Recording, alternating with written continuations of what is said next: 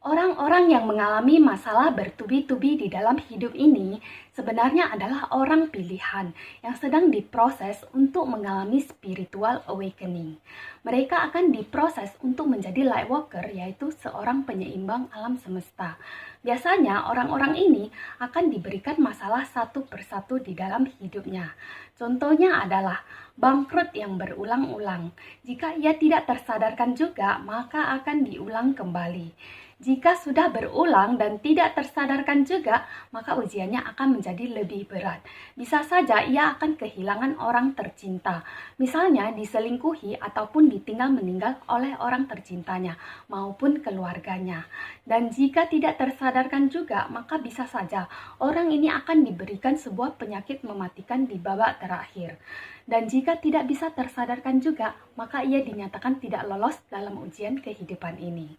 Dan jika ia menyerah di tengah jalan dalam proses kebangkitan ini, maka ia akan memilih untuk bunuh diri. Mungkin ada dari kalian yang pernah mengalami hal ini, ataupun sedang mengalami hal ini. Sebenarnya hal ini dinamakan malam gelap jiwa. Jadi, malam gelap jiwa merupakan proses kematian ego. Maka dari itu, prosesnya sangat menyakitkan. Proses kematian ego ini ibarat diri kita harus dicelup di api neraka setiap detiknya. Dan di dalam api neraka inilah ego akan perlahan-lahan mati. Inilah yang disebut sebagai kematian keakuan atau kematian identitas palsu. Setelah melewati malam gelap jiwa, maka akan terjadi yang namanya kebangkitan spiritual, yaitu sebuah kebangkitan kesadaran yang sudah lama tertidur di dalam diri kita. Inilah yang disebut sebagai kesadaran Tuhan.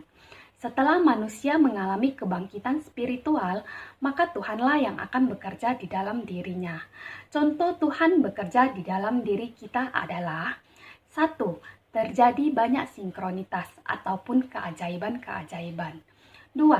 Tubuh bergerak dengan sendirinya ketika pikiran benar-benar sangat tenang.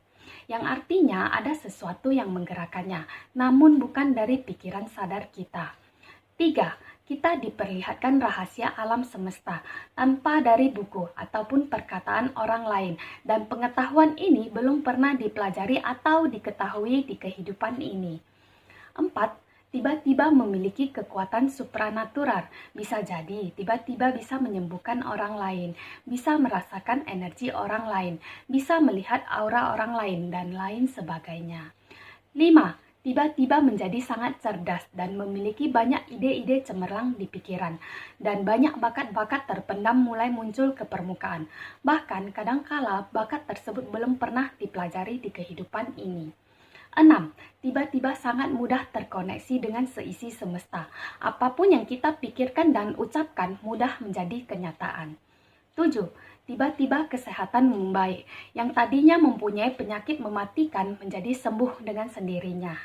8. Ada yang akan membimbing kita dari dalam diri melalui bahasa kalbu ataupun petunjuk dari luar seperti angel number. 9.